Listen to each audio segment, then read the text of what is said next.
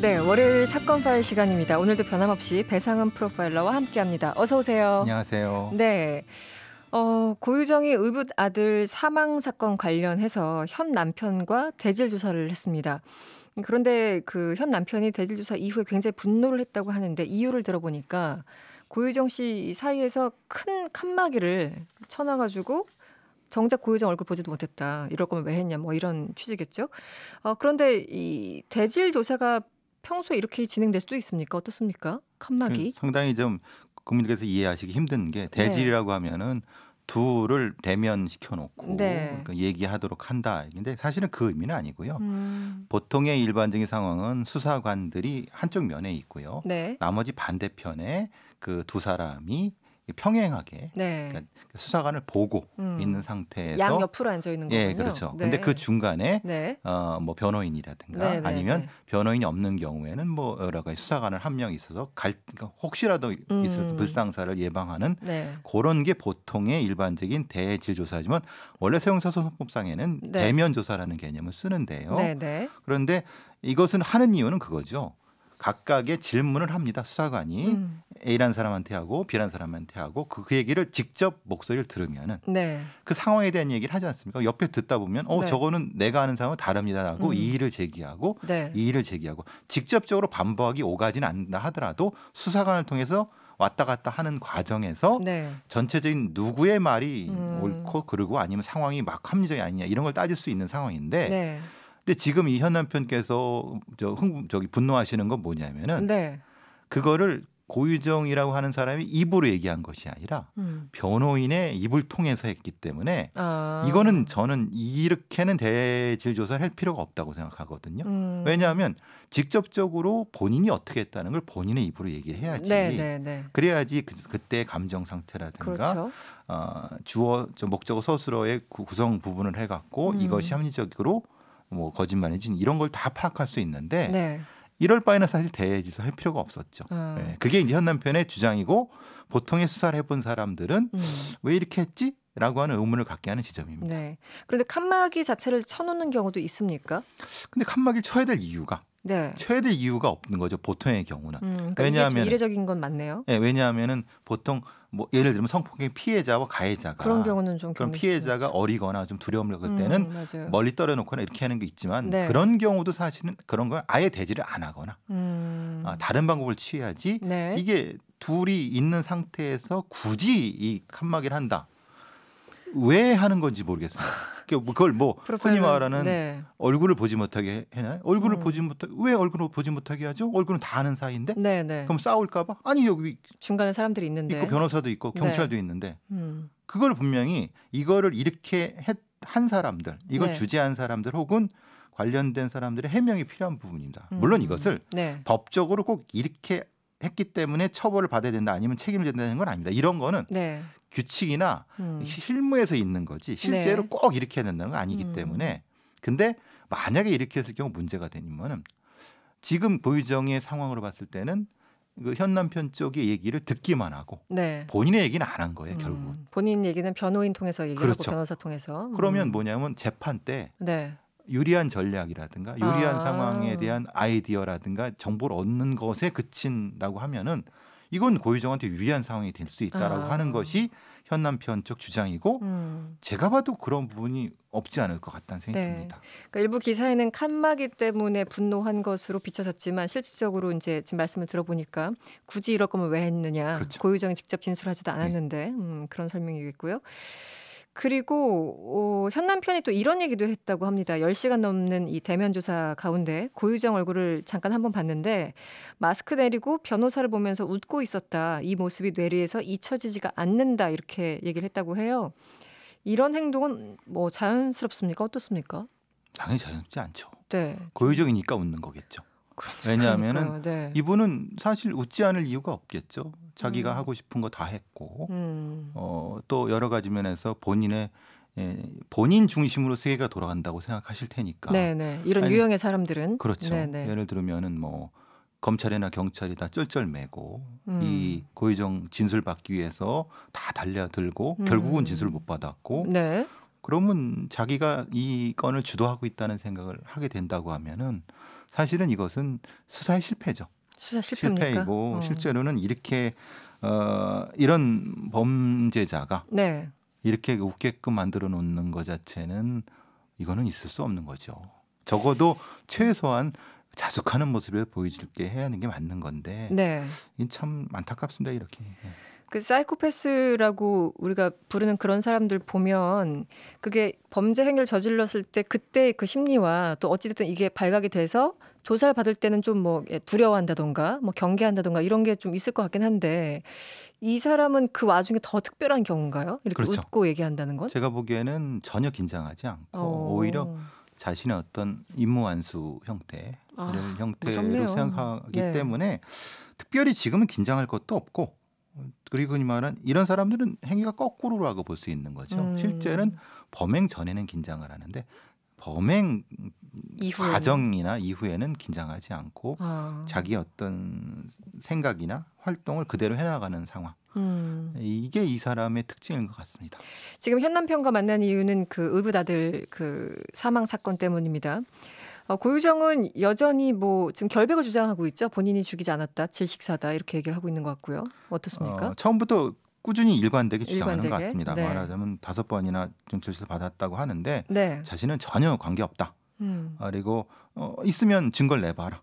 이런 식으로 이제 지금 계속 주장을 하고 있다고 합니다. 네, 제가 기사를 읽어보니까 뭐 독극물이나 뭐 수면제나 이런 게 발견되지 않았고 질식사로 판명이 났는데 그럼 질식사를 하려면은 뭔가 이렇게 목에 자국이 있다던가 그런 게 있어야 되는데 그런 게 전혀 밝혀지지 않은 상황인가요? 그러니까 뒤에 이제 네. 죽은 아이의 뒤에 약간의 그 눌린 자국, 뒤쪽으로 압박에 의한.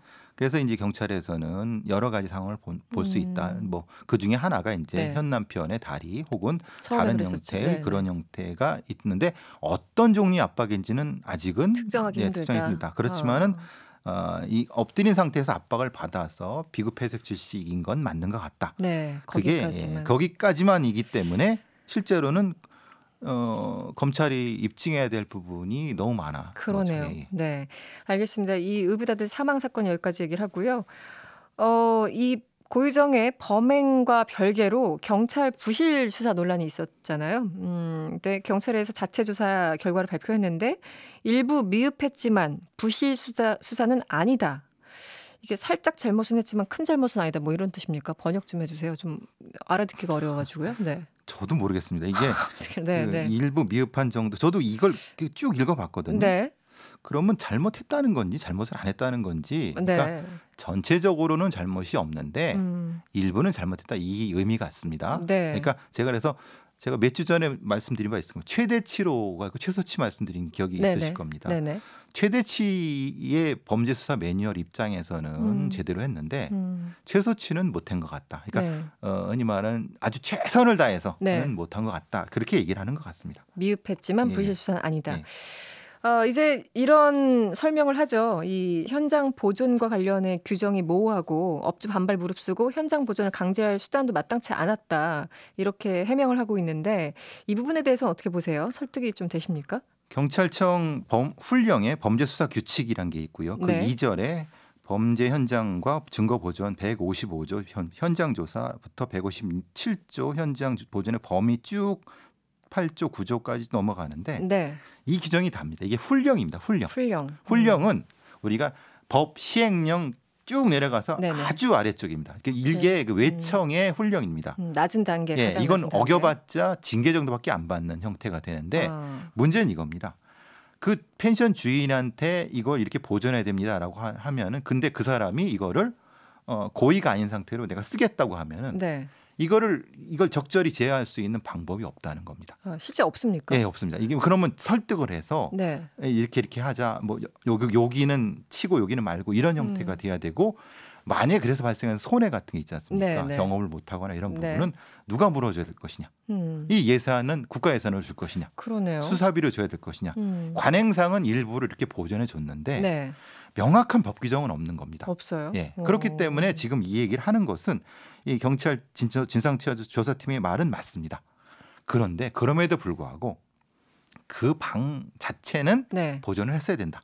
그건 맞는 거예요. 우리 일반인 생각하기에 현장 보존이라는 게 가장 기초고 가장 중요한 건데 이게 어떤 업주가 반발 안 하겠어요. 다 빨리 치우려고 하지. 그런데 여기에 대해서 강제할 수단이 없다라는 게 좀 이해가 안 가는데요. 법 체계의 미비죠. 너무 미비한 게 많다고 제가 나올 때마다 미비 말씀드려서 그런데 예산이 필요하고 거기에 대한 어떤 제도적인 게 필요한데 여태까지는 흔히 말하는 수사기관의 권위로 밀어붙인 형태입니다. 국민들이 이렇게 이해해 주실 거라고 이해하고. 했는데 지금 시대가 어떤 시대입니까?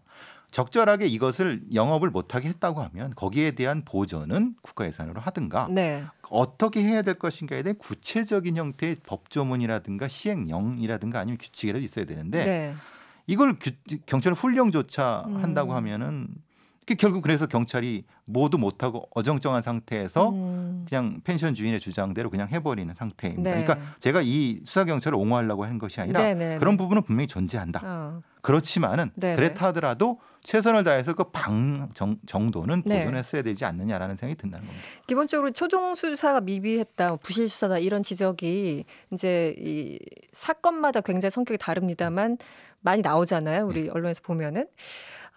일반적으로 반복돼서 이게 지적되는 초동 수사 부실 케이스 어떤 것들이 있고 이거는 지금 당장 이것만 좀 고쳐야 된다 하는 부분이 있으면 좀 지적을 해주세요. 기본적으로 이제 이게 이제 실종 프로파일링이라고 제가 말씀드린 것처럼 이것이 실종 후 가출했다고 하는 신고가 들어왔을 때 이것을 이 지표에 따라서 집회 행동에 따라서 명확히 판단할 수 있는 현장에서의 권한을 줘야 됩니다. 현장 권한. 말하자면 현장 수사관들 팀장 정도한테 권한을 주고 그대로 수사하도록 하는데 이것이 만약에 잘못됐을 경우는 책임을 묻고 그러니까 이제 과잉 수사했다. 아니면 반대로 너무 미비하게 수사했다. 소극적으로 했다. 지금은 이게 어정쩡한 상태입니다. 그렇기 때문에 이영학 사건에서는 마찬가지고 지금 이 사건도 마찬가지고 사실 현장 경찰들이 좀 움츠러주는 측면이 분명히 존재합니다.